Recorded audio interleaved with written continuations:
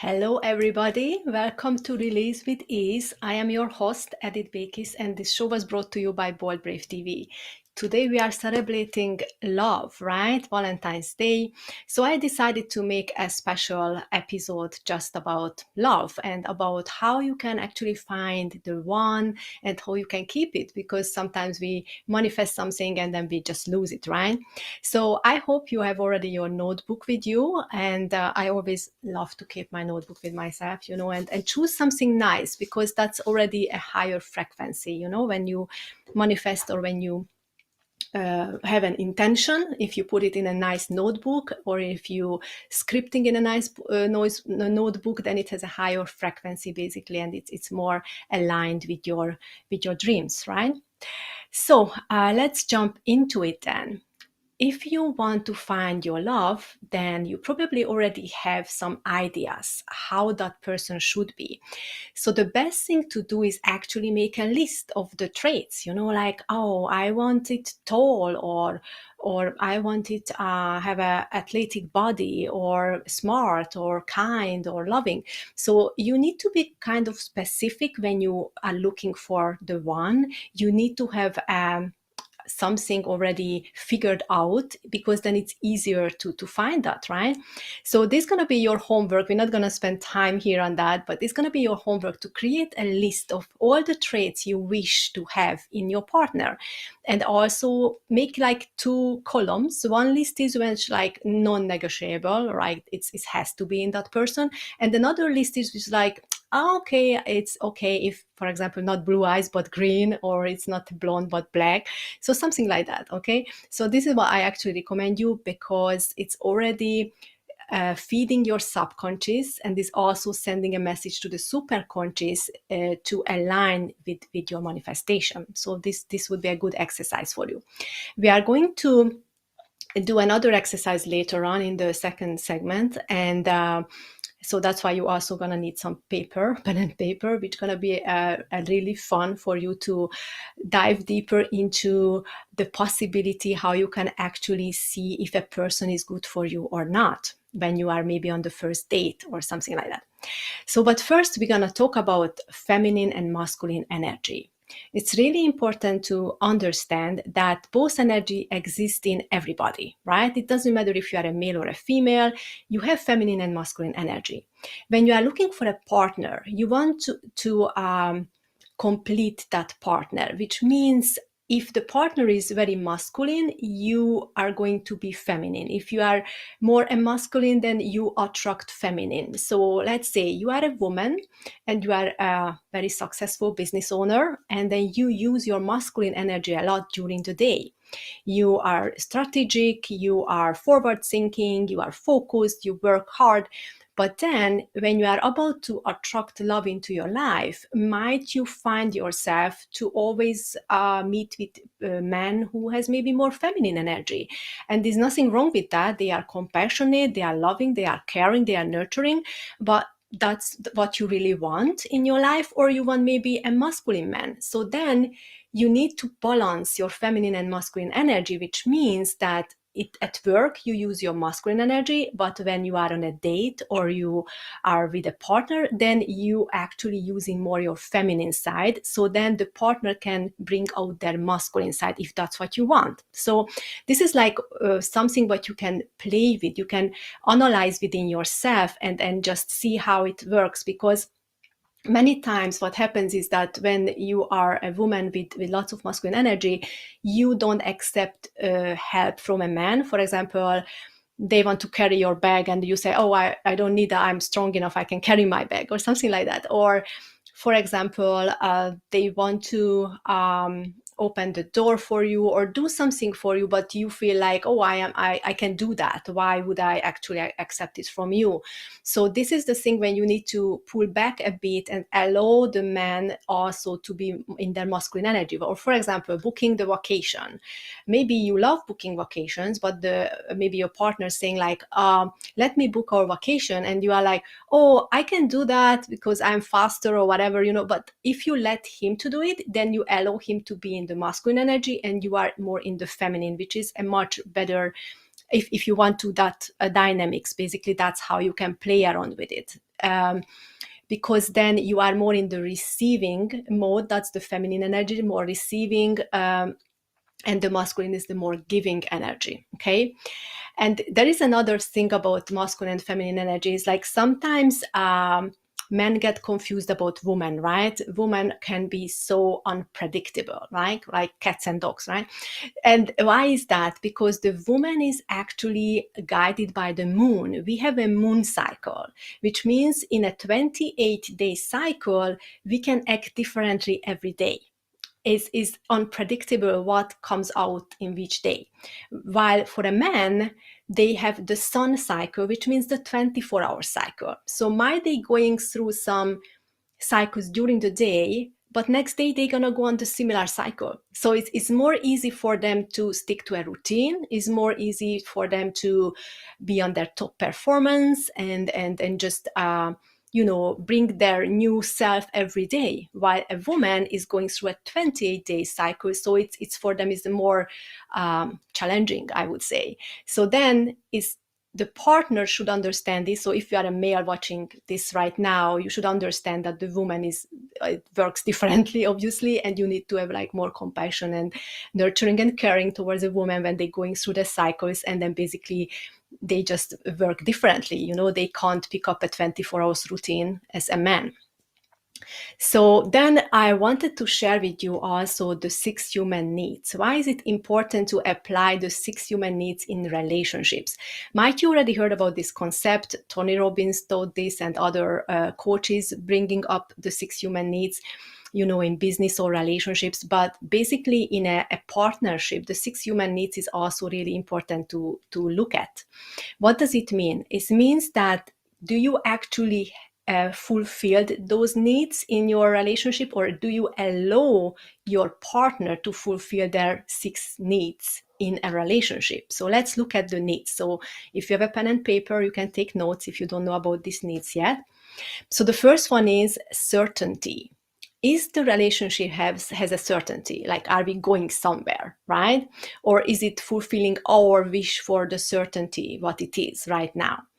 And then the second one is uncertainty, which is on another way variations, which means, is it fun? Is it boring, or is it actually having some, excitement? That's what is need also in a relationship to keep the fire on, to keep the fun on. And then the third one is growth. Can you grow in that relationship, what you are in? Is your person allowing you? Does your person allow you to grow? Is like, sometimes some couples can complain that, I can't do this and that, or I can't take on courses, or I can't fulfill my passion because I'm criticized or judged by my partner. So do you have that space, freedom, to actually grow? And do you allow the partner to grow in their personal journey, basically? And then you can also grow together, which is the best, obviously. And then the next one is feeling significant. How you can feel significant in a relationship is basically that the other person is acknowledging your achievements or appreciating you, whatever you do in a relationship, being a mother or bringing, the salary home as a man or whatever it is. But having that appreciation and showing that, then the person feels significant, right? So having that as a continual thing in a relationship is really important. And then the next one is the connection, like more like intimacy in relationships. One of the 6 human needs is intimacy. So let's be honest here, like a love relationship won't exist without consistent intimacy, and that's the thing which can bring back always the fire. So if you have no intimacy for a very long time, it's highly so the end results would be like a breakup or something, right? But the intimacy doesn't need to be always like making love. It can be just touching, each other or kissing each other on a daily basis to show that intimacy, to show that connection, basically. And then the last one is a contribution. So how do you bring contribution into a relationship? is again going back to the masculine feminine energy, is like when you allow the man to contribute, bringing the suitcases, even helping you in the kitchen if he wants to help you with cooking, or allow them to have whatever they want to have if they offer it. Because when you say, oh, you don't need to do anything, I'm good, I'm the best at it, or I'm can be faster or whatever, then he feels maybe that he's not contributing, so he feels useless, or he feels like he's not important, or he's not worthy, those kind of things. And it's the same for women. So maybe the man doesn't allow the woman to contribute to something, and then, or even, like maybe the woman wants to work and bring in some cash flow, and the men say, no, you should stay at home with the kids, and then the man and the woman feels maybe bad about that. So it needs to be always a very strong communication between the partners to understand, are we fulfilling each other's needs, basically. So this is what I wanted to share right now with you guys. And then the next one is the 5 love languages. Might you heard about this? And I think we should bring this up on a Valentine's Day episode. How is these 5 love languages? Is a very new concept, I would say. Maybe in the last couple of years was like more started to be discussed. And many people realized that so many times they were wrong about their partners, because they thought, oh, he doesn't love me anymore, or she doesn't love me anymore because she doesn't bring me flour, or she doesn't spend time with me, so on and so forth. But what if the other person had a different way to show you that they love you? For example, so let's go through the 5 love languages. The first one is, we say, gift. Okay, so accepting gifts or giving gifts, that's the love language. The second one, services, providing services, maybe bringing you breakfast in bed, right? Fixing your cupboard, whatever. And then the third one is quality time, spending time together. And the fourth one is physical touch. And the fifth is affirmations, compliments, right? So there are people who feel loved when they are experiencing physical touch. So if they are in a distance relationship, most likely they suffer a lot. They don't know if the other partner actually loves them, because it doesn't matter what the other partners do. If there is no physical touch, probably that person got disconnected, right? And then if someone loves gifts, but you always just maybe bring services or help her, but you never buy her anything, then she probably feels like, oh, she doesn't love me because she never bought me anything, and so on and so forth. So there are so many different things. And then it's even can be, how can I say that? In our ages, like we could recognize that many times in the past, like the parents, how they showed love, it was more through services. And then because of that, many children didn't feel they were loved, because maybe they needed physical touch, or they needed gifts, or I don't know. But then they didn't understand that basically the parents is showing through services their love and their contribution, right? So I just brought up this parents thing because that was a lot of time a situation with my clients. But in a partnership, is also very important to understand what are the other person love languages. Again, how you find it out, communicating, and then trying out different things and see which one works better, basically, just basically through trials. So when we're going now for a break, after the break, we are going to do this fun exercise. So bring pen and paper.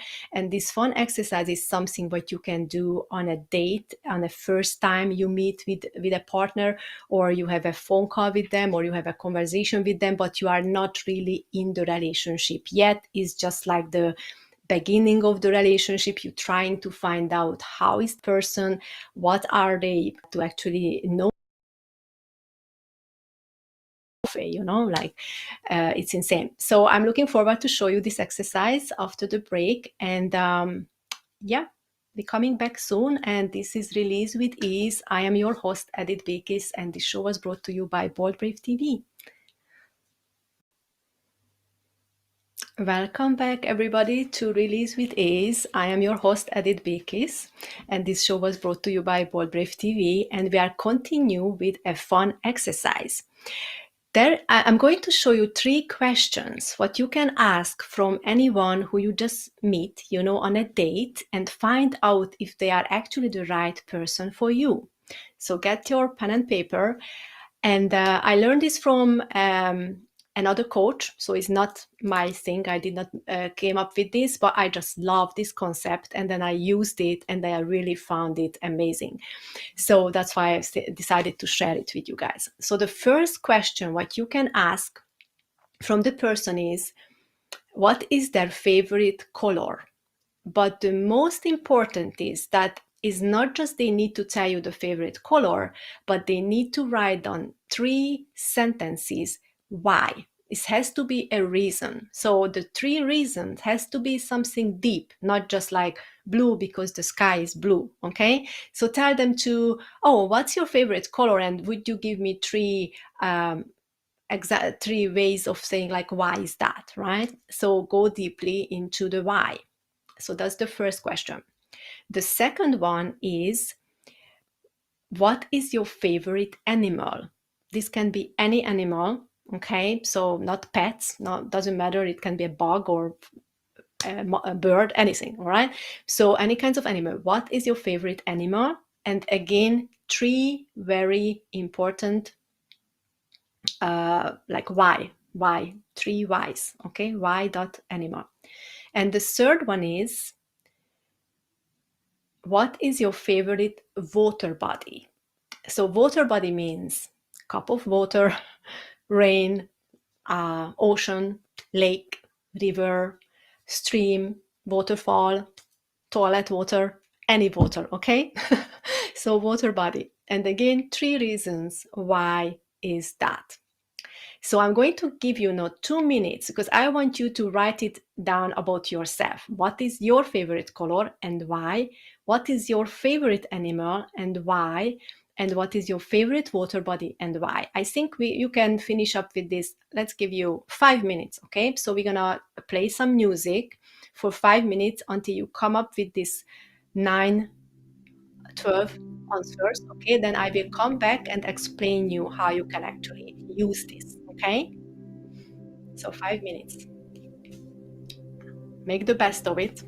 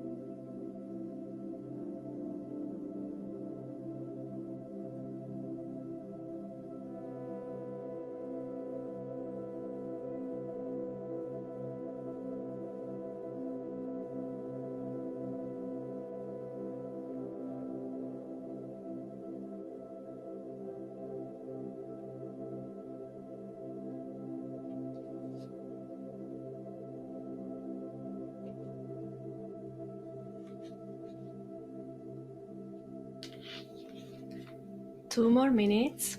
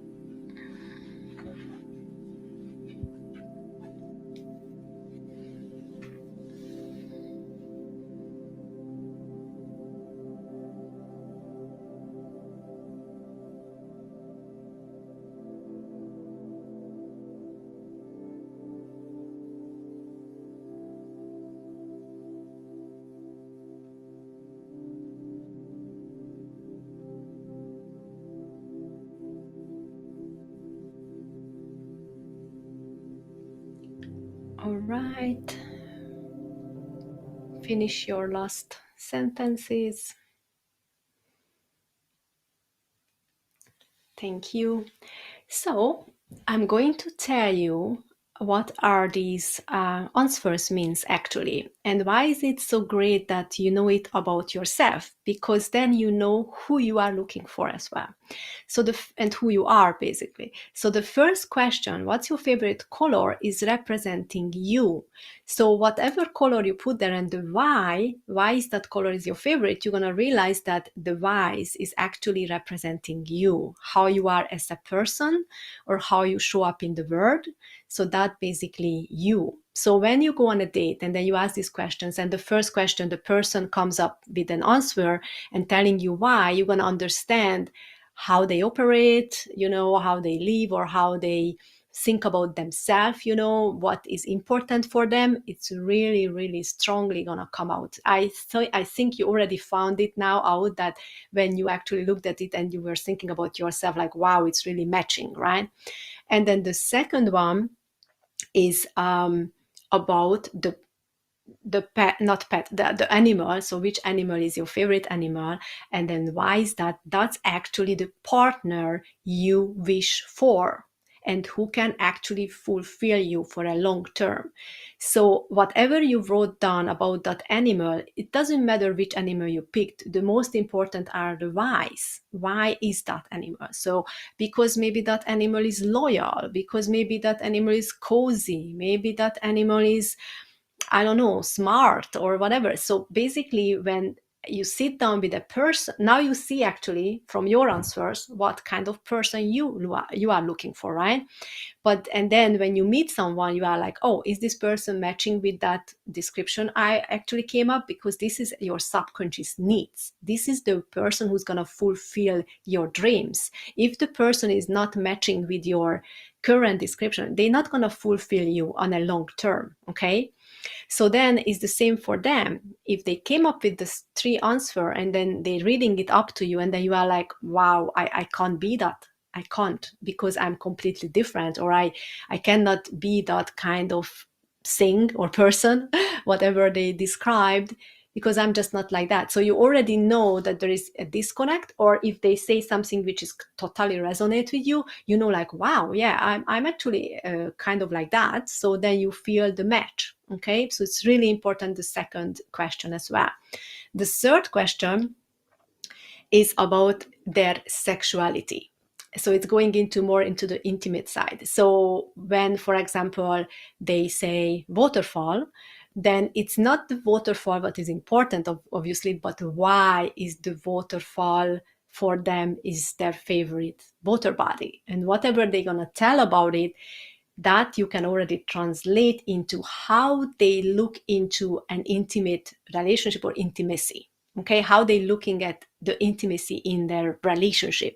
So again, you can see, do you really want that in your life? Do you resonate with that kind of view, or that kind of approach? So it's immediately giving you so many answers about that person that it's like amazing. So I really recommend to use this out there, guys. And I hope now you understand yourself as well better, and that you know what kind of partner you are looking for and who you are. Also telling your subconscious who you basically are with the color, and then this is going to help you also in the long term, basically to see, like, if you go on a date, like, is this person really someone who I should spend time with, or spend time on, or basically you can already say it doesn't worth, it's not worth it, because I'm just not gonna be that person, or I'm not matching. Yeah, so it's a good tool, and I wish you all the best with this on your dates. And then even you can try it with your current relationship. Doesn't matter what phase you are in your relationship, you can try it right now with your partner, and then see, like, is it actually has a future, or why we are struggling, or but why we having actually issues, right? If you have any issues, okay? Or you can see, if you have a happy relationship, you can already see, like, oh, that's why we are so happy together, because it's matching, right? So something like that. Okay, so I hope you enjoyed this activity. We are going to come back after the break with a meditation. We're going to do a meditation about karmic debts release of sexual misconduct. What is that? There are many karmic debts we create during our lifetime and past lives, and then this karmic debt is actually attracting negative karma in your life, right? That's why it's a debt. So basically, when we release a karmic debt from your system, which is like your multi-dimensional existence, then it's going to help you to attract better relationships, and also going to help you to behave better, not creating more karmic debts in the same area. I'm not saying that one meditation would like shift every single, change everything. If you feel after this meditation already some changes, and then you feel like it's long lasting, it's great.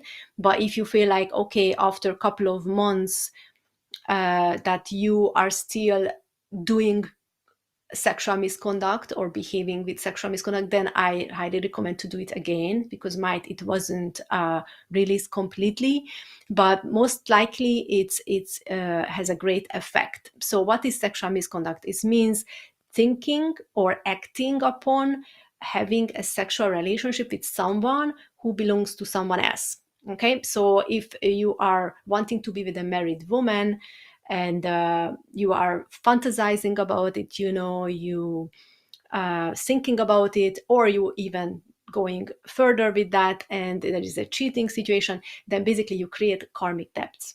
And these karmic debts later you need to pay for it, in your karma, in the karmic cycle. So when you do this release now, it's going to help you in the future to not to do this kind of things. Basically, it's stopping you for doing it, and is also helping you to heal or release and clear this pattern from your past. So that's what we're going to do after the break. And if you are driving while you are listening to this, I highly recommend you to park down your car somewhere and then enjoy the meditation in the parking lot, and then after get out of your car and just walk around a bit to fresh up your mind before you driving further.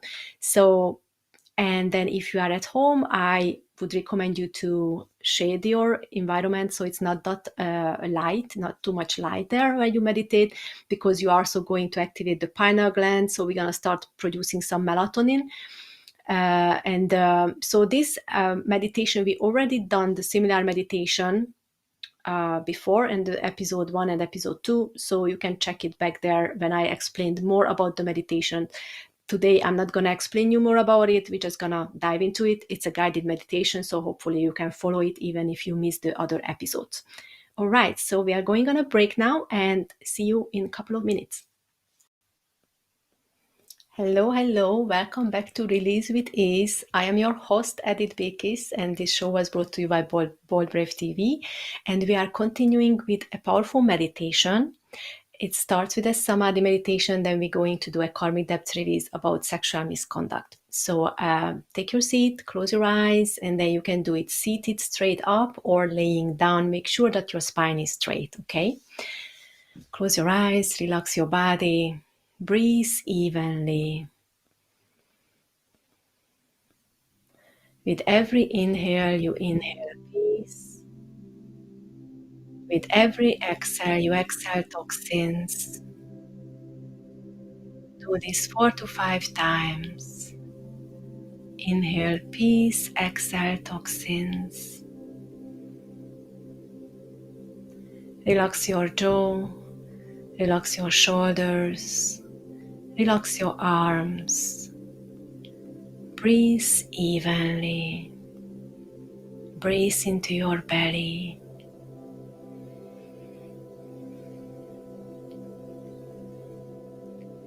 Bring the energy from Mother Earth to your root chakra. Imagine that your root chakra is a flower bud, and the light strikes the flower bud, opening up the lotus flower of your root chakra, cleaning all the petals. And the flower starts swirling with the part of your eternal soul molecule inside, which was carried from lifetime to lifetime, bearing all your past memories, achievements, and failures.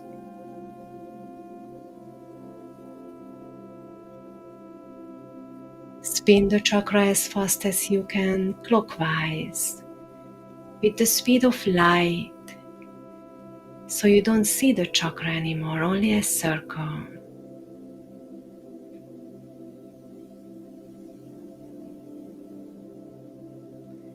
Bring the energy to your sacral chakra now. The light strikes the flower bud, opening up the lotus flower of your sacral chakra, cleaning all the petals. And the flower starts swirling with the part of your eternal soul molecule inside.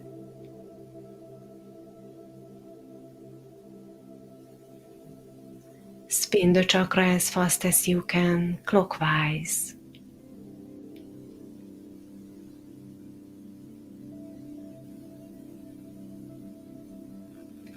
Bring the energy to your solar plexus now. The light strikes the flower bud, opening up the lotus flower of your solar plexus, cleaning all the petals.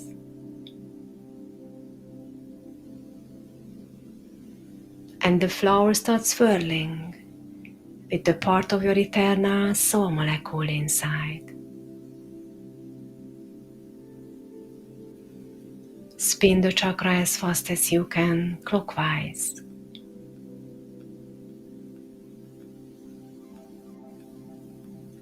Bring the energy to your heart chakra now.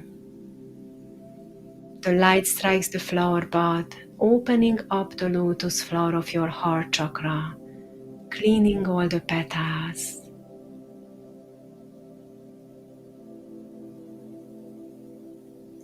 And the flower starts swirling with the part of your eternal soul molecule inside.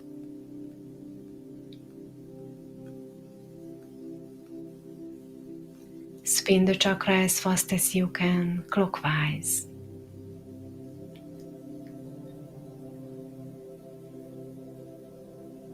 Bring the energy to your throat chakra now. The light strikes the flower bud, opening up the lotus flower of your throat chakra, cleaning all the petals.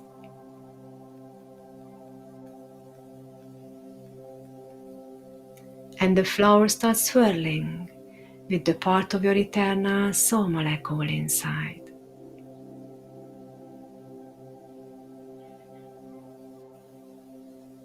Spin the chakra as fast as you can clockwise.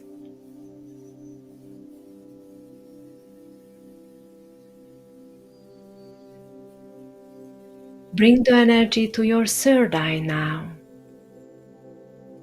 The light strikes the flower bud, opening up the lotus flower of your third eye, cleaning all the petals. And the flower starts swirling with the part of your eternal soul molecule inside.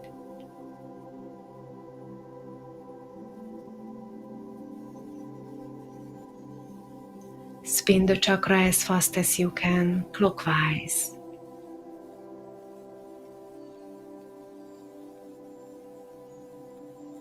Bring the energy to your crown chakra now.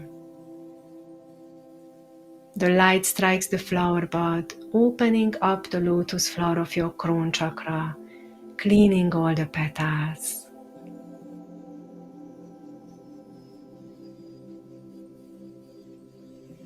And the flower starts swirling with the part of your eternal soul molecule inside.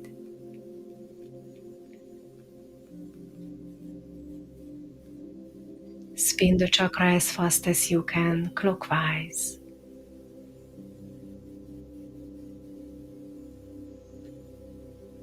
And you feel that through your crown chakra you are connected to the divine, and through your root chakra to the Mother Earth. And between the two is the prana energy inside of you.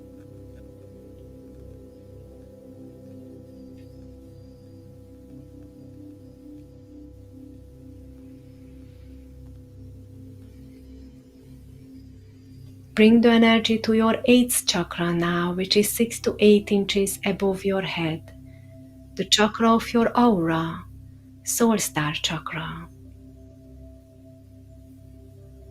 The light strikes the flower bud, opening up the lotus flower of your 8th chakra, cleaning all the petals.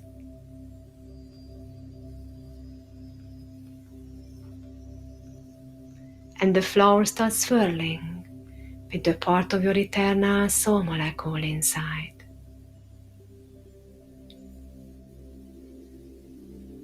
Spin the chakra as fast as you can, clockwise.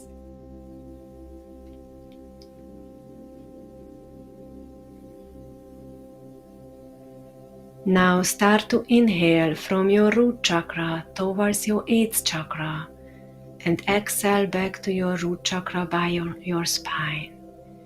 Inhale from your root chakra towards your 8th chakra and exhale back to your root chakra by your spine. Always focus on your 8th chakra.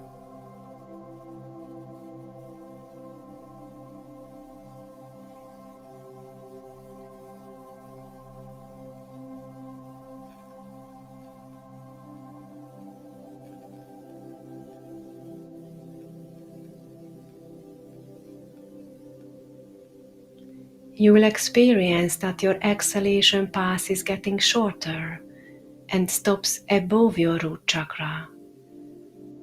This point is going to be your new inhalation point. And as you continue breathing, this point will move up on your spine and your breath is getting shorter and shorter until it stops for a while. Continue breathing towards your 8th chakra.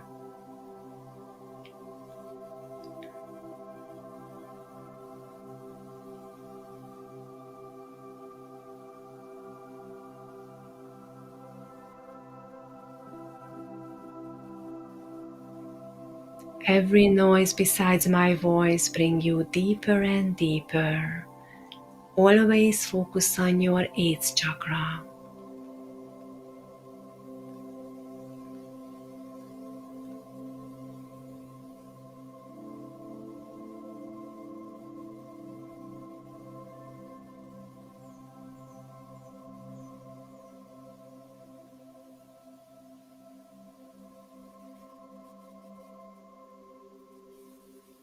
You can see that there is a ball of light on the 8th chakra. You can even rotate it around.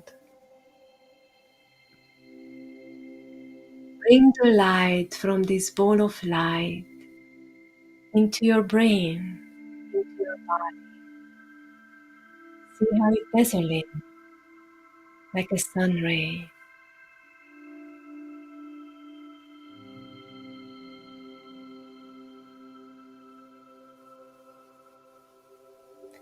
Now bring the column of light 4 to 5 times into your brain and accumulate it at the cerebellum at the back of your brain. You can lift up your chin so the light has a straight path through your crown chakra.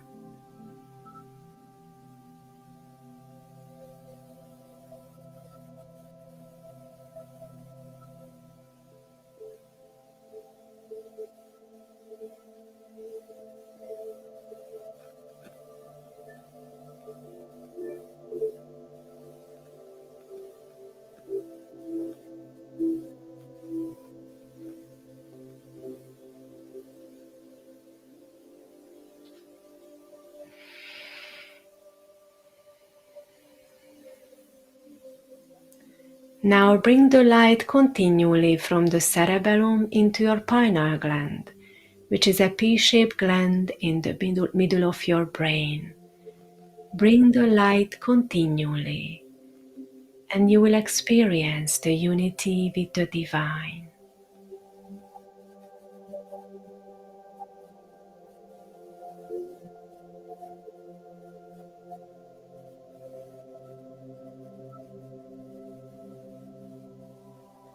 Bring the light, and you become one with the Supreme Pure Consciousness.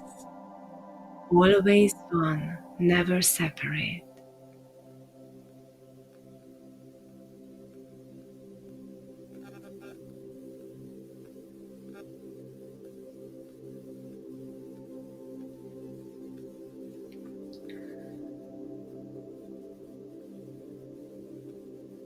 Allow yourself to go deeper and deeper.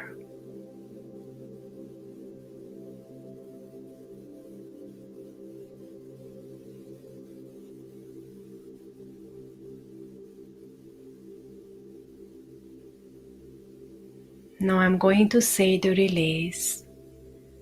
Supreme Pure Consciousness, please release delayed cancel the thoughts and actions of sexual misconduct from my physical body, from my DNA, from my etheric body, and from my soul body, and from my Akashic record, and replace it with I know how to behave and how to not have sexual misconduct.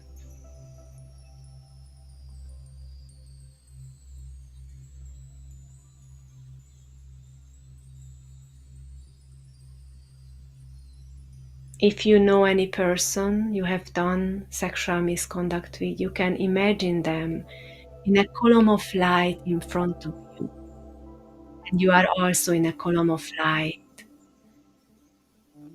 You can say to them, I forgive you, I trust you, I love you, and please forgive me.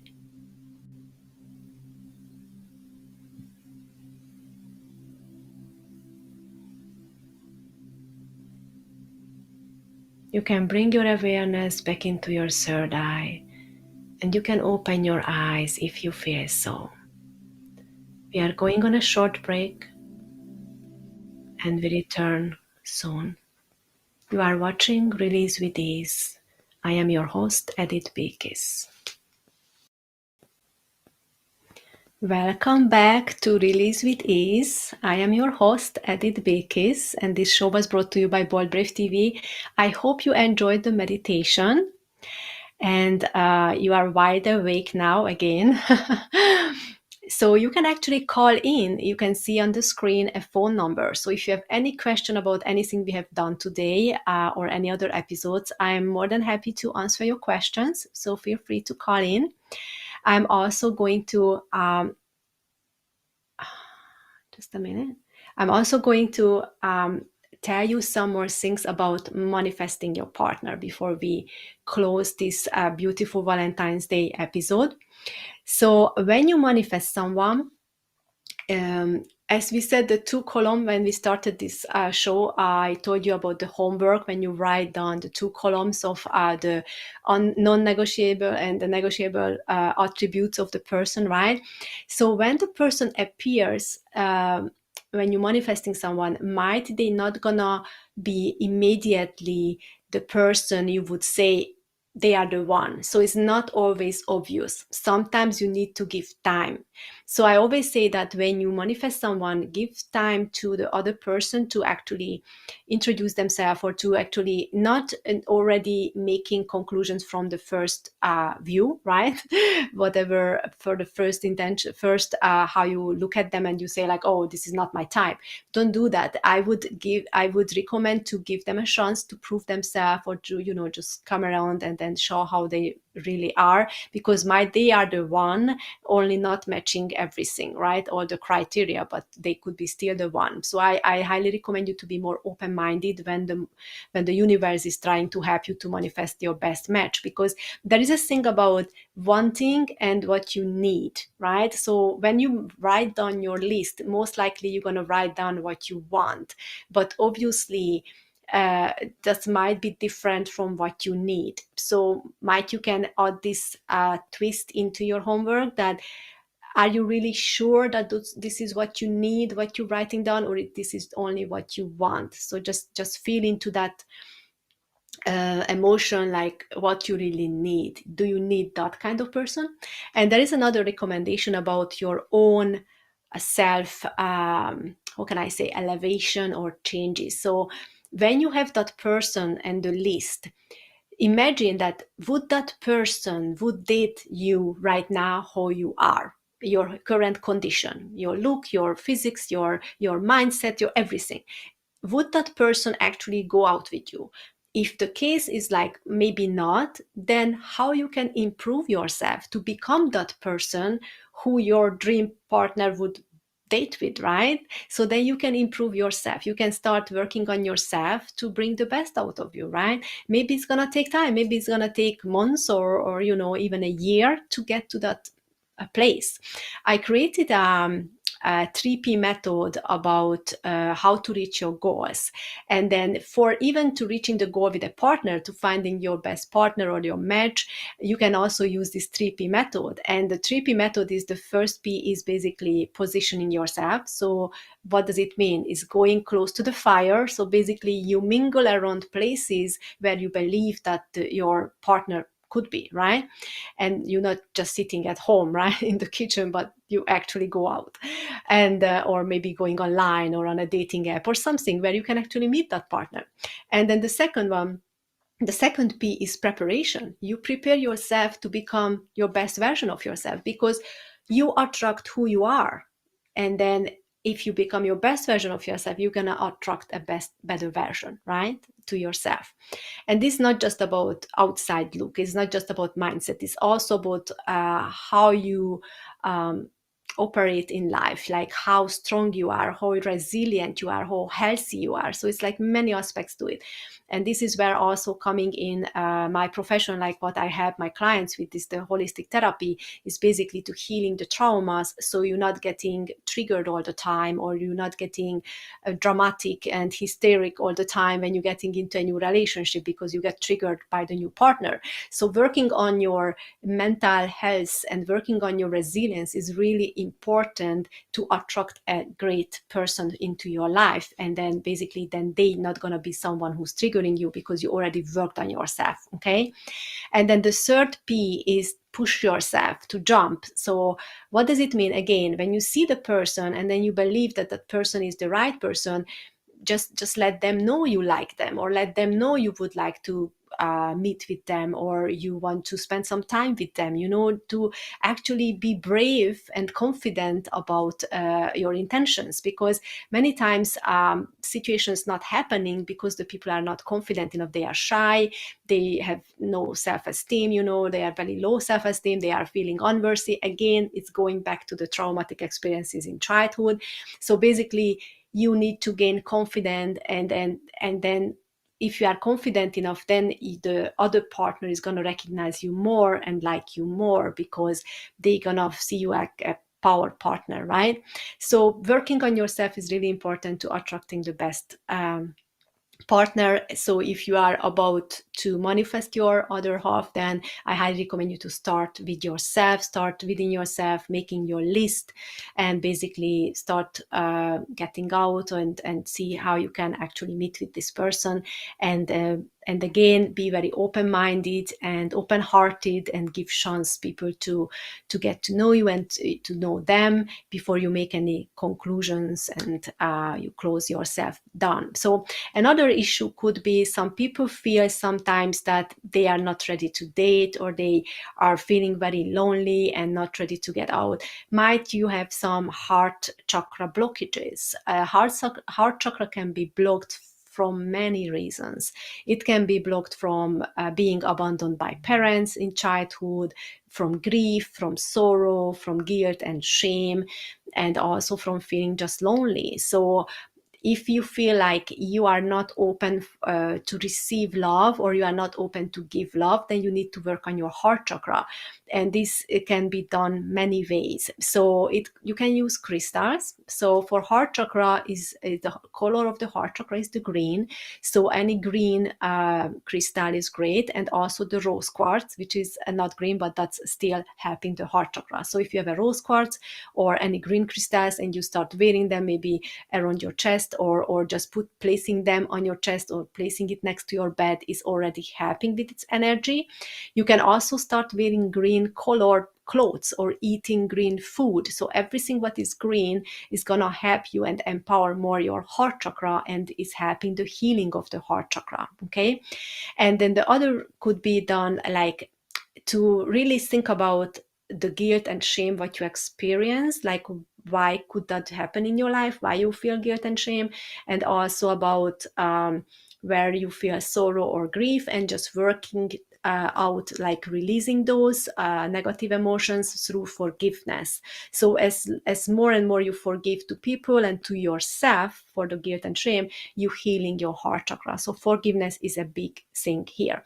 So I'm looking forward to see you next week. I'm coming at the same time, 2 p.m. Eastern time on Friday, and I'm looking forward to meet you again. I hope you enjoyed this episode. Message me wherever you can. I am on Instagram, editbkis. I also have my website, editbkis.com. You can also send me WhatsApp from there, connect with me. And if you would love to join my group coaching, then you can also just text me or message me there, and then I will guide you how you can be a part of my community. Thank you so much for being here. You were watching Release with Ease. I am your host, Edith Bikis, and this show was brought to you by Bold Brave TV.